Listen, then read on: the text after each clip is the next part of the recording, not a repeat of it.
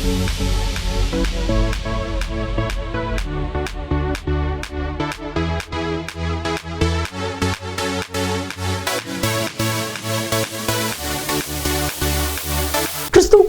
பிரியமான தெய்வ பிள்ளைகளை வெளிப்படுத்தின விசேஷம் பரலோகத்தின் சில காட்சிகள், கர்த்தராகிய இயேசு கிறிஸ்துவனுடைய வருகை, பூமியின் ராஜ்யங்களுடைய வரலாற்றினுடைய முடிவுகள், இவைகளை வெளிப்படுத்துவது தான் வெளிப்படுத்தின விசேஷம்.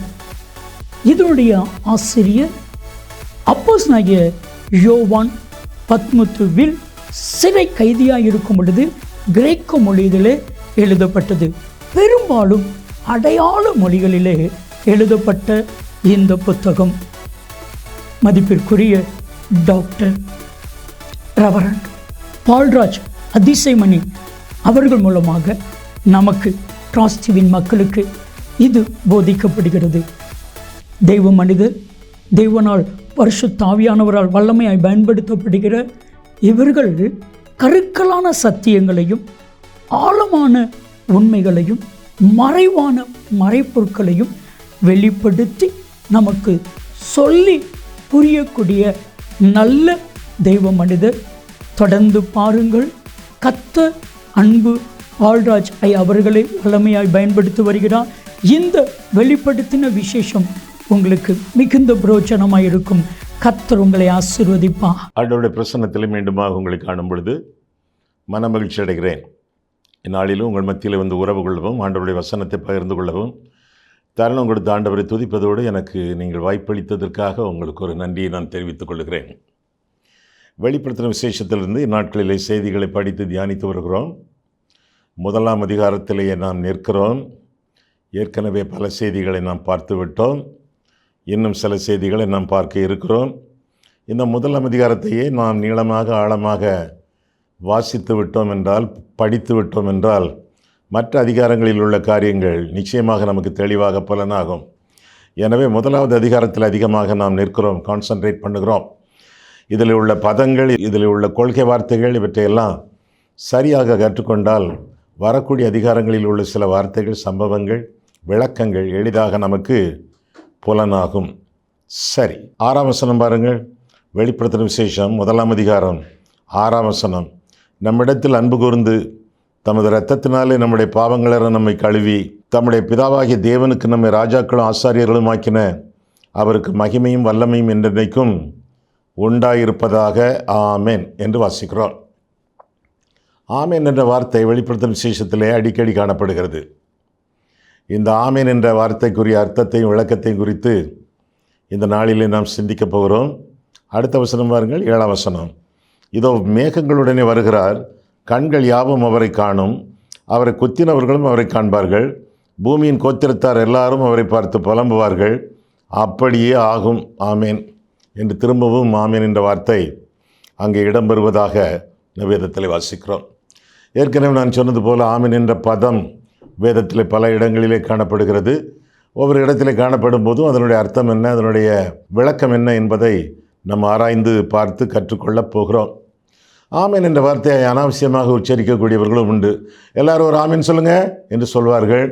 சும்மானாலும் சொல்வார்கள். நம்ம என்கரேஜ் பண்ணுறதுக்காக அப்படி சொல்லுவாங்களோ, ஆமேன் ஆமேன் ஆமேன் என்று சொல்லி கிளிப்பிள்ளை போல சொல்லக்கூடியவர்கள் உண்டு.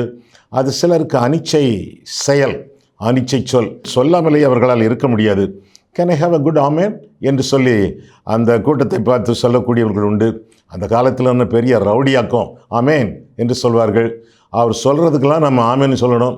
எங்கள் ஊர்லெல்லாம் ஒரு கல்லை எடுத்து நடுத்தருவிலே நட்டு வச்சு அதில் எண்ணெயெல்லாம் வார்த்து ஒரு மாலையை போட்டு பொட்டு வச்சு உடனடியாக ஒரு சாமி ஆக்கிடுவாங்க. ஆமேன் அப்படின்னு சொல்லுவாங்க. எதுக்குத்தான் ஆமேன் சொல்லணும், எதுக்குத்தான் அல்லேலுயா சொல்லணும் என்று தெரியாமலேயே என்று சொல்லி கொண்டிருக்கக்கூடிய ஆட்கள் உண்டு.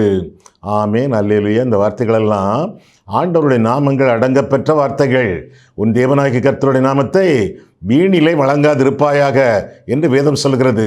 வீணிலை வழங்கினால் ஆண்டவர் தண்டியாமல் விடார் என்றும் வேதம் நமக்கு அறிவுறுத்துகிறது. ஜாக்கிரதை.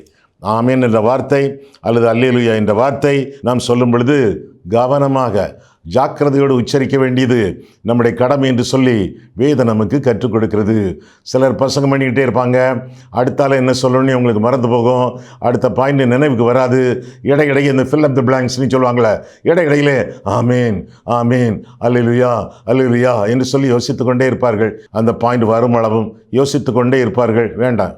செய்திகளை முதலாவதாகவே நன்றாக தயார் பண்ணி பயிற்சி செய்து பார்த்து மனதிற்குள்ளே ஒரு தடவை சொல்லி பார்த்து அதற்கு பிறகு வாருங்களேன்.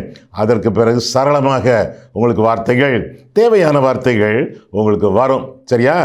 இன்றைய நாளிலே ஆமேன் என்ற வார்த்தைக்கு அர்த்தத்தை பார்க்க போகிறோம். ஐயா, அர்த்தம் எங்களுக்கு தெரியும் ஐயா. ஆமேன்னா அப்படியே ஆக கிடவுது, அதுதானே அர்த்தம். ஒரு அர்த்தம் சரியாக சொல்லிவிட்டீர்கள். ஆக முதலாவது அர்த்தம் ஆமேன் என்றால் அப்படியே ஆக கிடவுது. இதைத்தான் அந்த 7ஆம் வசனத்திலே கடைசி வார்த்தைகளிலே நாம் பார்க்கிறோம். அப்படியே ஆகும் ஆமேன் என்று வாசிக்கிறோம். ஆமேன் என்ற சொல்லுக்கு முதல் அர்த்தம் அப்படியே ஆக கிடவுது. Let it be so, so be it என்று ஆங்கிலத்தில் நாம் சொல்லலாம். தேவனுடைய வாக்குத்தத்தங்கள் எல்லாம் இயேசு கிறிஸ்துவுக்குள் ஆம் என்றும் ஆமேன் என்றும் இருக்கிறது என்று சொல்லி வேதம் சொல்லுகிறது. 2 கொரிந்தியர் 1ஆம் அதிகாரம் 20ஆம் வசனத்திலே ஆண்டவருடைய வாக்குத்தத்தங்கள் எல்லாம் ஆம் என்றும் ஆமேன் என்றும் விளங்குகிறது என்று சொல்லி வேதம் அறிவிக்கிறது. அப்படின்னா அவர் சொல்ல ஆகும், அவர் கட்டளையிட நிற்கும் என்பது பொருளாகும். ஆண்டவர் ஒரு சொல்லை சொல்லிவிட்டார் என்றால் அந்த சொல், அந்த வார்த்தை மாம்சமாகும், உடனடியாக அது பயன் தரும், பலன் அளிக்கும் என்று சொல்லி வேதத்திலிருந்து விளங்கிக் கொள்கிறோம். அவர் சொல்லக்கூடிய வாக்குத்தத்தங்கள் எதுவுமே தரையிலே விழுந்து போகவில்லை என்று சொல்லி வேதத்திலிருந்து நாம் அறிந்து கொள்கிறோம். வானமும் பூமியும் ஒளிந்து போம், என்னுடைய வார்த்தை, எழுத்து, உறுப்பு ஒன்றுமே ஒழியாது என்று சொல்லி ஆண்டவர் நமக்கு திருவிழம் பற்றி இருக்கிறார். சும்மா ஆண்டவர் சொல்ல மாட்டார். ஒரு காரியத்தை சொல்லிவிட்டார் என்றால் அது நிச்சயமாக நடக்கும். நாமந்தரிக்கப்பட்ட என் ஜனங்கள் தங்களை தாழ்த்தி ஜெபம் பண்ணி என் முகத்தை தேடி தங்கள் பொல்லாத வழிகளை விட்டு திரும்பினால் அவர்கள் பாவங்கள் மன்னிக்கப்படும், தேசத்திற்கு சேமம் கொடுக்கப்படும் என்று சொல்லி ஆண்டவர் சொல்வதாக 2 நாளாகமம் 7ஆம் அதிகாரம் 14ஆம் வசனத்திலே நாம் வாசிக்கிறோம். ஏராளமான வாக்குத்தத்தங்களை தெய்வம் நமக்கு வேதத்தில் எழுதி தந்திருக்கிறார். இந்த உலகத்தில் நாம் பிறப்பதற்கு முன்பே இந்த வாக்குத்தத்தங்கள் எல்லாம் ஆண்டவரால் வரையப்பட்டிருக்கின்றன. வேத புத்தகத்திலே இதை சட்ட வாக்கியமாக கொடுக்கிறோம். கேலண்டரில் இந்த வாக்கியங்களை நாம் அச்சடித்து நாம் விநியோகிக்கிறோம். ஆலயத்தில் கோயில் மணி அடிக்கிறதே, அது அடித்த உடனே ஒரு வாக்குத்தத்தத்தை சொல்லுகிறது. இப்படியாக பல நிலைமைகளிலே பல இடங்களிலே ஆண்டவருடைய வாக்குத்தத்தங்கள் நமக்காக வெளியாகின்றன. அவர் சொல்ல ஆகும், அவர் கட்டளையிட நிற்கும். எந்த வாக்குத்தத்தமும் விருதாவாக போகிறதில்லை, விருதாவாக வானத்திற்கு திரும்புகிறதும் இல்லை. வானத்தின் மழை எப்படி பூமியை செழிக்க பண்ணி பயிரை உற்பத்தி பண்ணுகிறதோ அதுபோல ஆண்டவருடைய வாயிலிருந்து புறப்படக்கூடிய ஒவ்வொரு வார்த்தையும் அதற்குரிய காரியத்தை நிறைவேற்றி ஆண்டவருக்கு மகிமையாக திரும்பும் என்பதுதான் ஏசாயா மூலமாக ஆண்டவர் குறிப்பிடக்கூடிய காரியமாகும். கேட்க நல்லா தான் இருக்குது. சில வாக்குத்தத்தங்கள் பலிக்குது, பல வாக்குத்தத்தங்கள் பலிக்கலை. என்ன பண்ண? எல்லா வாக்குத்தத்தங்களும் உண்மையானவை, உறுதியானவை, உன்னத தேவன் அருளி செய்கிறவை. அதெல்லாம் நம்முடைய வாழ்க்கையில் பலிக்கவில்லையே, நிறைய பலிக்கவில்லையே. என்ன செய்ய? உங்களுக்கு தேவை வாக்குத்தத்தம், ஆண்டவருக்கு தேவை உங்களுடைய வாழ்க்கையின் தத்தம். வாழ்க்கையை ஆண்டவருக்கு தத்தம் செய்யும் பொழுது, வாழ்க்கையை ஆண்டவருக்கு ஒப்புக் கொடுக்கும் பொழுது, வாழ்க்கையை ஆண்டவருக்கு அர்ப்பணிக்கும் பொழுது வாக்குத்தத்தங்கள் நமக்கு சொந்தமாகும். சில வாக்குத்தத்தங்கள் உடனே பலிக்கும், சில வாக்குத்தத்தங்கள் படிப்படியாக பலிக்கும், சில வாக்குத்தத்தங்கள் ஆண்டவருக்கு சுத்தமான வேளையிலே பலிக்கும். உடனடியாக உங்களுக்கு பலித்திருக்கிறது சில வாக்குத்தத்தங்கள் இல்லையா? சில வாக்குத்தத்தங்கள் படிப்படியாக கொஞ்ச நாட்கள் கழித்து பலித்திருக்கிறது. ஆமாவா இல்லையா? சில வாக்குத்தத்தங்கள் பலிக்க இருக்கின்றன. ஆண்டவர் சுத்தமான வேளையிலே அவை பலிக்கும் என்பதிலே எந்த விதமான ஐயமும் இல்லை என்று சொல்லி வேதம் நமக்கு அறிவிக்கிறது. அதற்கு முன்பாக இந்த வாக்குத்தத்தங்களை யாராவது உங்களுக்கு கொடுத்தால், சொன்னால், எழுதி அனுப்பினால் அல்லது அட்டையில் அச்சடித்து உங்களுக்கு விநியோகித்தால் அந்த வாக்குத்தத்தமெல்லாம் வேதத்தில் இருக்கிறதா என்று பாருங்கள். சில வாக்குத்தத்தங்கள் இருக்கும், பல வாக்குத்தத்தங்கள் இருக்காது.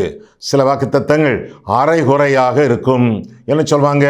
கர்த்தர் உன்னை வாலாக்காமல் தலையாக்குவார், நீ கீழாகாமல் மேலாவாய் என்று சொல்வார்கள். முழு வாக்குத்தத்தம் அல்ல அது, அரைகுறை வாக்குத்தத்தங்கள். அரைகுறை வாக்குத்தத்தங்கள். முற்றிலும் வாக்குத்தத்தங்களை நாம் பெற்றுக்கொள்ள வேண்டும் என்றால் அந்த வசனம் எங்கே இருக்கிறது என்பதை வேதத்தில் பார்த்து நிச்சயமாக அந்த வாக்குத்தத்தத்தோடு ஒரு நிபந்தனை ஒட்டி இருக்கும். fulfill the condition and possess the promise. நிபந்தனைகளை நிறைவேற்றி வாக்கு தத்தங்களை கூறக்கூடிய தீர்க்க தரிசனங்களை பெற்று அனுபவிக்க வேண்டியது நம்முடைய கடமையாகும். உபாகமம் 28 பாருங்கள். இப்படி சொன்ன வாக்குத்தத்தம் அங்கு எப்படி காணப்படுகிறது என்று நீங்கள் காண்பீர்களாக. உபாகமம் 28 அதிகாரம் 14 வசனம். இன்று நான் உனக்கு விதிக்கிற உன் தேவனாகிய கர்த்தரின் கட்டளைகளை கைக்கொள்ளவும் அவைகளின் படி நடக்கவும் அவைகளுக்கு செவி கொடுத்து வந்தால்.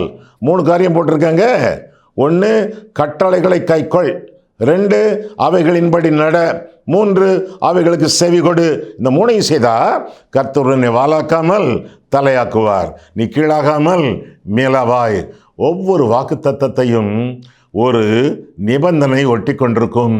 நிபந்தனைகளை நிறைவேற்றி வாக்குத்தத்தங்களை சொந்தமாக்கி கொள்ள வேண்டியது நம்முடைய கட்டாயமான கடமையாகும்.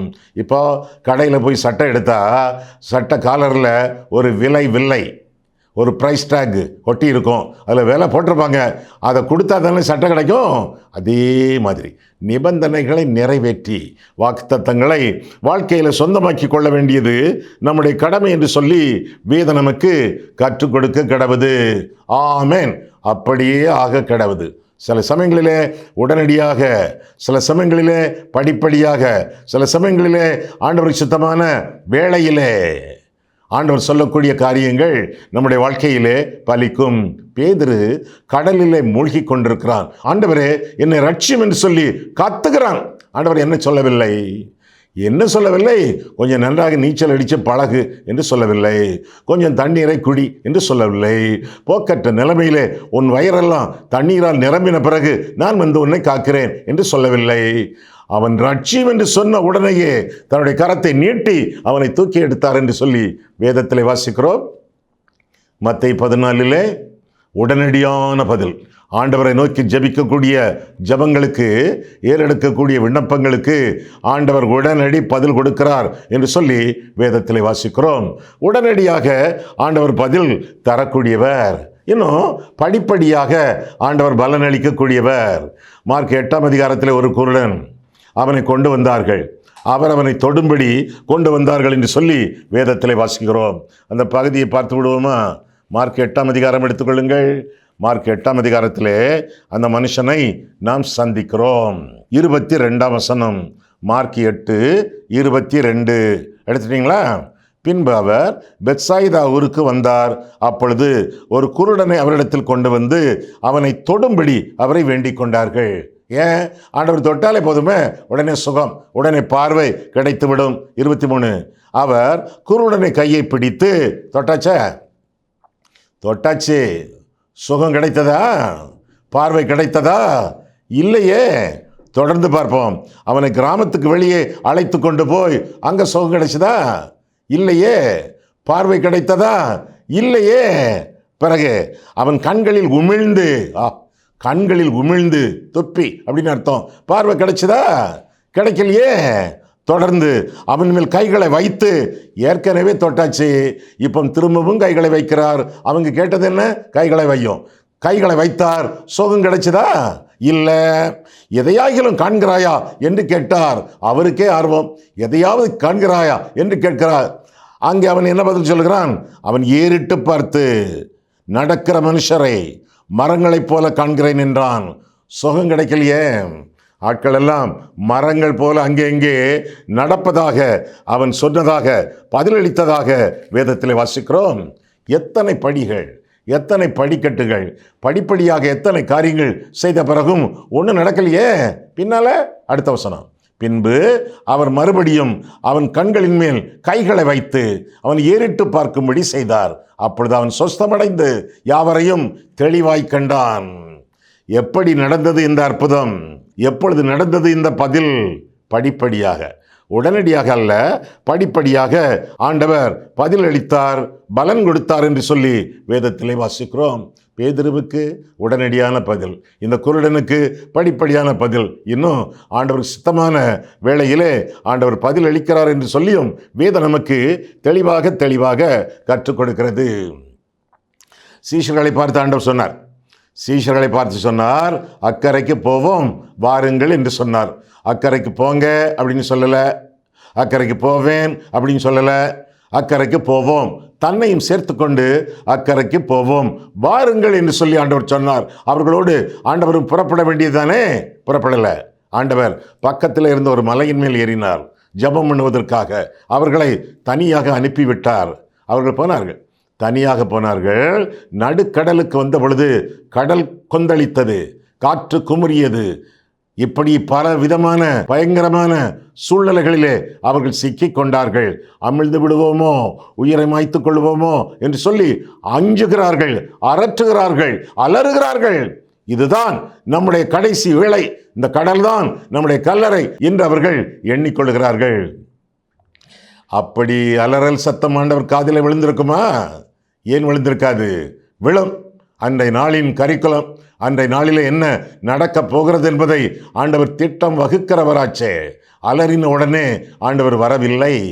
இஸ்ரவேல் ஜனங்களுக்கு ராக்காலம் என்பது, இரவு என்பது 4 ஜாமங்களாக பிரிக்கப்பட்டிருக்கின்றன.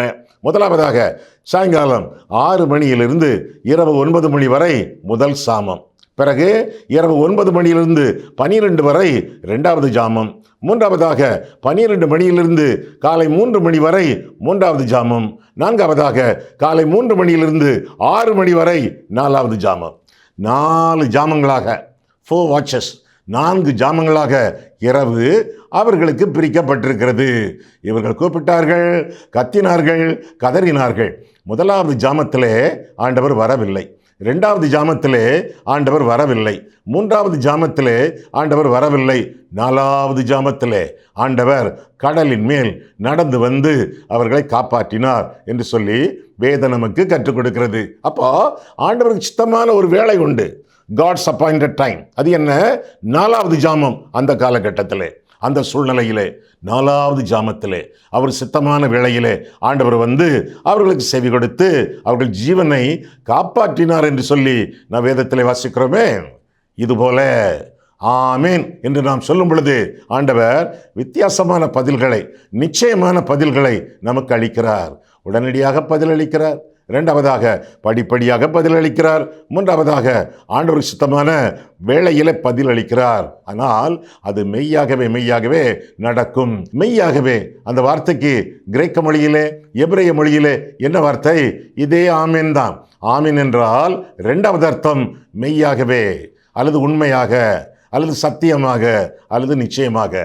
ஆமென் என்ற சொல்லுக்கு முதல் அர்த்தம் அப்படியே ஆக கடவது, 2வது அர்த்தம் உண்மையாக, நிச்சயமாக, சத்தியமாக, மெய்யாக.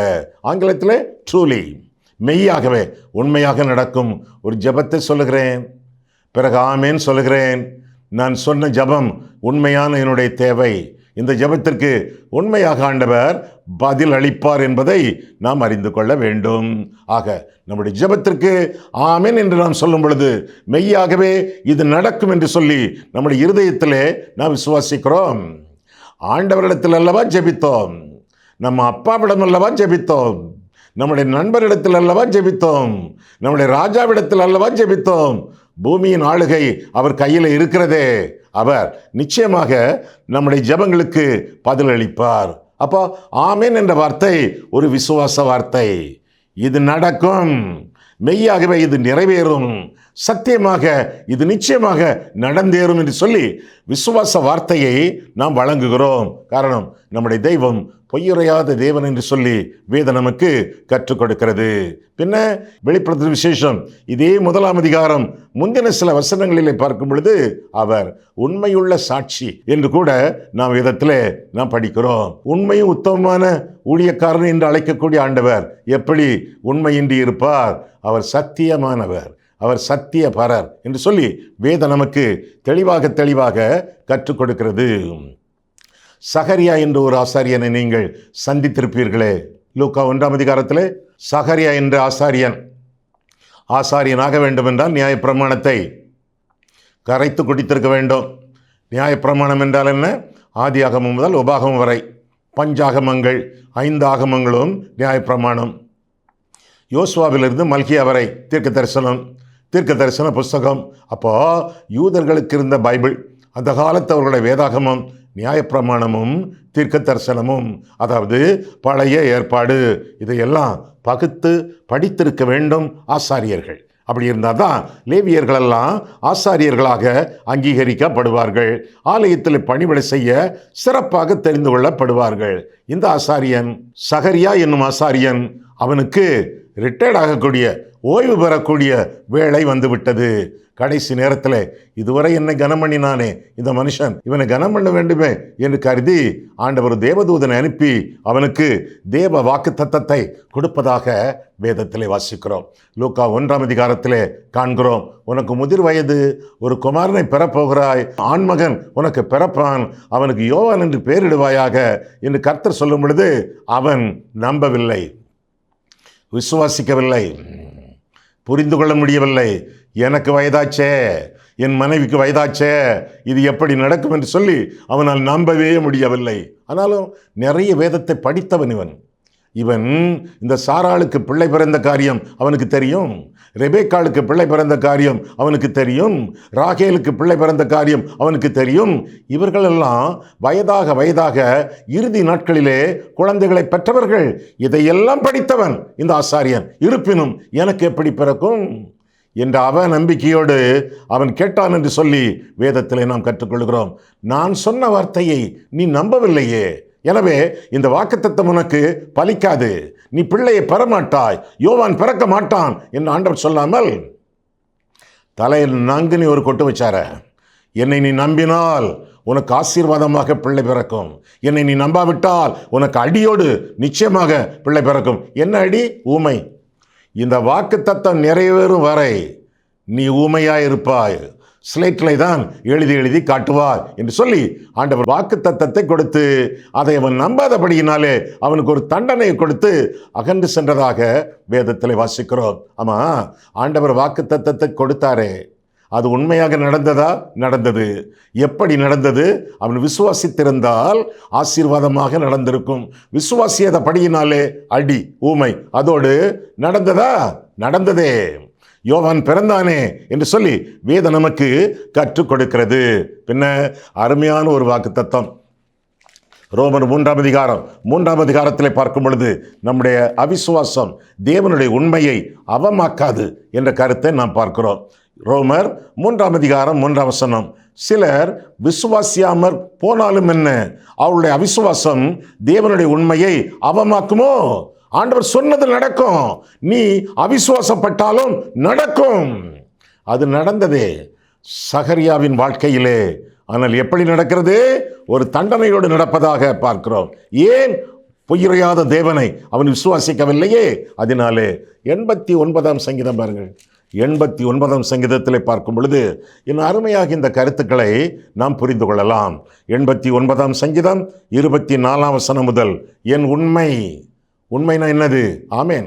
என் உண்மையும் என் கிருபையும் அவனோடு இருக்கும், என் நாமத்தினால் அவன் கொம்பு உயரும், அவன் கையை சமுத்திரத்தின் மேலும் அவன் வலது கரத்தை ஆறுகள் மேலும் ஆளும்படி வைப்பேன். அவன் வருத, இது யாரு? கொஞ்ச நேரம் கழித்து பார்ப்போமே. அடுத்த வசனம், அவன் என்னை நோக்கி, நீர் என் பிதா, என் தேவன், என் ரட்சிப்பின் கன்மலை என்று சொல்வான். நான் அவனை நோக்கி, எனக்கு முதற் பேரானவனும் பூமியின் ராஜாக்களை பார்க்கிலும் மகா உயர்ந்தவனும் ஆக்குவேன். என் கிருபையை என்றென்றைக்கும் அவனுக்காக காப்பேன், என் உடன்படிக்கை அவனுக்காக உறுதிப்படுத்தப்படும். யார் அது? கொஞ்ச நேரம் கழித்து பார்ப்போம். அடுத்த வசனம், அவன் சந்ததி என்றென்றைக்கும் நிலைத்திருக்கவும் அவன் ராஜசனம் வானங்களுள்ள மட்டும் நிலை நிற்கவும் செய்வேன். ஆண்டவர் வாக்குத்தத்தம், இதையெல்லாம் செய்வேன், நிறைவேற்றுவேன், உறுதிப்படுத்துவேன் என்றெல்லாம் ஆண்டவர் சொல்கிறாரே. அப்போ வீட்டிலே பாவம் புகுந்தால், அவன் மூலமாகவோ அவன் பிள்ளைகள் மூலமாகவோ பாவம் புகுந்தால் ஆண்டவர் நிறைவேற்றுவாரா? நிறைவேற்ற மாட்டாரா? தொடர்ந்து பாருங்கள். 89ஆம் சங்கீதம் 30ஆம் வசனம் முதல், அவன் பிள்ளைகள் என் நியாயங்களின்படி நடவாமல், என் வேதத்தை விட்டு விலகி, என் கட்டளைகளை கைக்கொள்ளாமல், என் நியமங்களை மீறி நடந்தால் வாக்குத்தத்தத்தை வித்ட்ரா பண்ணிடுவேனோ, திரும்ப பெற்றுக்கொள்வேனோ? பாருங்க, மீறி நடந்தால் 32, அவர்கள் மீறுதலை மிலாற்றினாலும் அவர்கள் அக்கிரமத்தை வாதைகளினாலும் தண்டிப்பேன். ஆனாலும் என் கிருபையை அவனை விட்டு விலக்காமலும் என் உண்மையில் ஆமென், என் உண்மையில் பிசகாமலும் இருப்பேன். என் உடன்படிக்கையை மீறாமலும் என் உதடுகள் விளம்பினதை மாற்றாமலும் இருப்பேன். ஒரு விசை என் பரிசுத்தத்தின் பேரில் ஆணையிட்டேன், தாவீதுக்கு நான் பொய் சொல்லேன். யார் அந்த அவன்? தாவீதுக்கு நான் பொய் சொல்லேன். அவன் சந்ததி என்றென்றைக்கும் இருக்கும். அவன் சிங்காசனம் சூரியனைப் போல எனக்கு முன்பாக நிலை நிற்கும் என்று தொடர்ந்து ஆண்டவர் திருவிழம் பெற்றுவதாக நாம் வேதத்திலே வாசிக்கிறோம். ஆமென் என்றால் 2வது பதம் உண்மையாக அது நிறைவேறியே தீரும். விசுவாசித்தால் ஆசீர்வாதமாக அது நிறைவேறும். விசுவாசியாவிட்டால் பொய்யுரையாத தேவன் உரைத்ததாயிற்றே, அடி கொடுத்து, தண்டனை கொடுத்து, ஊமையாக்கி, ஏதாவது ஒரு பிரச்சனையை உண்டு பண்ணி ஆண்டவர் அந்த வாக்குத்தத்தத்தை நிறைவேற்றுவார் என்று சொல்லி வேதத்திலே வாசிக்கிறோம். முதலாவதாக ஆமென் என்ற சொல்லுக்கு அர்த்தம் அப்படியே ஆக கடவுது.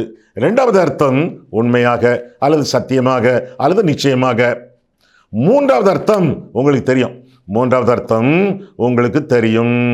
ஆனால் பொதுவாக வேதத்தை நீங்கள் தியானத்தோடு வாசிக்காமல் தினத்தந்தி மாதிரி வாசிப்பதினாலே சில வார்த்தைகள் உங்களுக்கு தட்டுப்படவில்லை.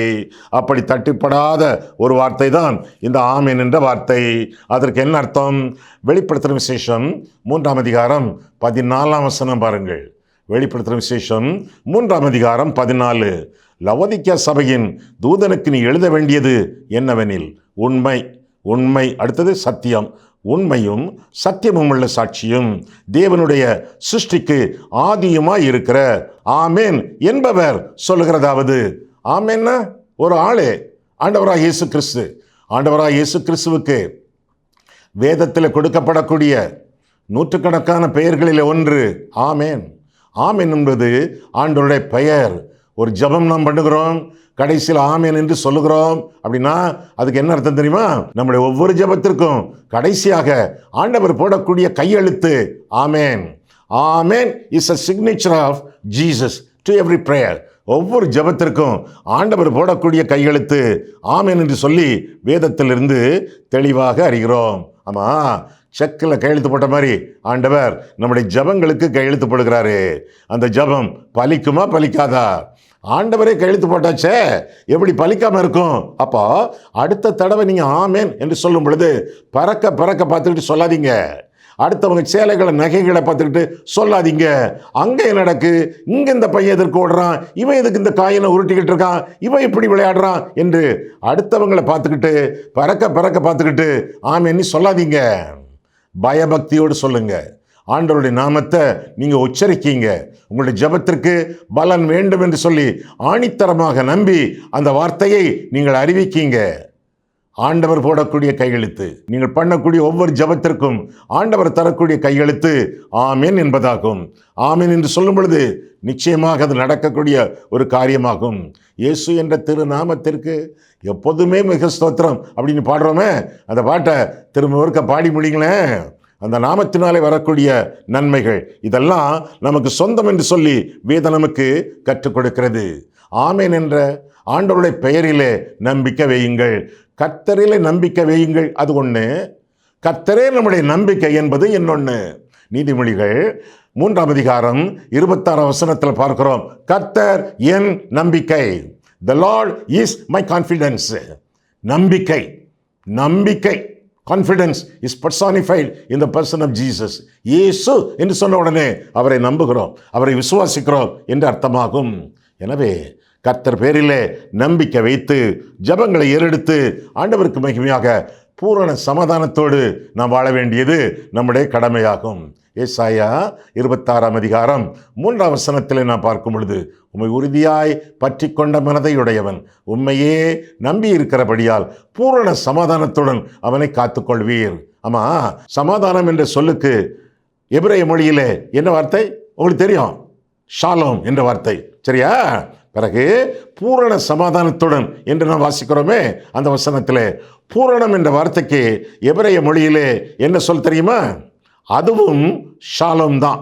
பூரண சமாதானம் அப்படின்னா ஷாலோம், ஷாலோம் என்ற அர்த்தம். பீஸ், பீஸ் என்ற அர்த்தம். உம்மை உறுதியாய் பற்றி கொண்ட மனதை உடையவன், உம்மையே நம்பி இருக்கிறபடியால் ஷாலோம், ஷாலோம், பூரண சமாதானத்துடன் அவனை காத்துக்கொள்வீர். அப்போ அடுத்த தடவை நம்ம ஆமீன் சொல்லும் பொழுது, இன்னும் சற்று நேரத்தில் நம்ம ஒரு ஜெபம் பண்ண போகிறோமே, அதற்கு ஆமீன் சொல்லும் பொழுது இந்த வார்த்தைகளை எல்லாம் நீங்கள் நினைவு கூறுங்கள். என்னென்ன வார்த்தைகள்? அப்படியாக கிடவது. இரண்டாவது வார்த்தை, உண்மையிலே இது நடக்க போகிறது. ஒன்று உடனடியாக நடக்கும், அல்லது படிப்படியாக நடக்கும், அல்லது ஆண்டவர் சுத்தமான வேளையிலே நடக்கும். அடுத்தாற் போல இந்த ஜெபத்திற்கு ஆமீன் சொல்லுகிறேனே, ஆண்டவர் இந்த ஜெபத்திற்கு கையெழுத்து போட்டாச்சு. இது நிச்சயமாக, சத்தியமாக, உறுதியாக நடக்கும். பூரண சமாதானத்துடனே இந்த ஜெபத்தின் பலனை நான் பெற்றுக்கொள்வேன். ஆமேன். கண்களை மூடுவோம், கர்த்தரை பார்ப்போம். அன்புள்ள ஆண்டவரே, உம்முடைய வசனங்களை ஆராயவும், எங்கள் வாழ்க்கையை ஆராயவும் உம்முடைய சந்நிதியிலே எங்களை வழிநடத்தினீர். அதற்காக நன்றி செலுத்துகிறோம் சுவாமி. ஆமீன் என்ற சொல்லுக்குரிய 3 முக்கியமான அர்த்தங்களை இன்றைக்கு நாங்கள் படித்து தியானித்து எங்களுடைய வாழ்க்கையும் இந்த வார்த்தையின் அர்த்தங்களோடு ஒப்பிட்டு பார்த்து ஆசீர்வதிக்கப்பட்டோம். அதற்காக ஸ்தோத்திரம் சுவாமி. இனி இந்த ஆமீன் என்ற வார்த்தையை நாங்கள் உச்சரிக்கும் பொழுது ஆண்டவரே, உன் பேரில் அதிகமாக பற்றுறுதி கொண்டு பயபக்தியோடு இந்த வார்த்தையை உச்சரித்து நீர் தரக்கூடிய நன்மைகளை நாங்கள் விசுவாசத்தோடு உம்முடைய கிருபையினாலே பெற்றுக்கொண்டு வாழத்தக்கதாக கிருபை செய்யும். இயேசு கிறிஸ்துவின் நாமத்தில் ஜெபிக்கிறோம் பிதாவே. ஆமேன்.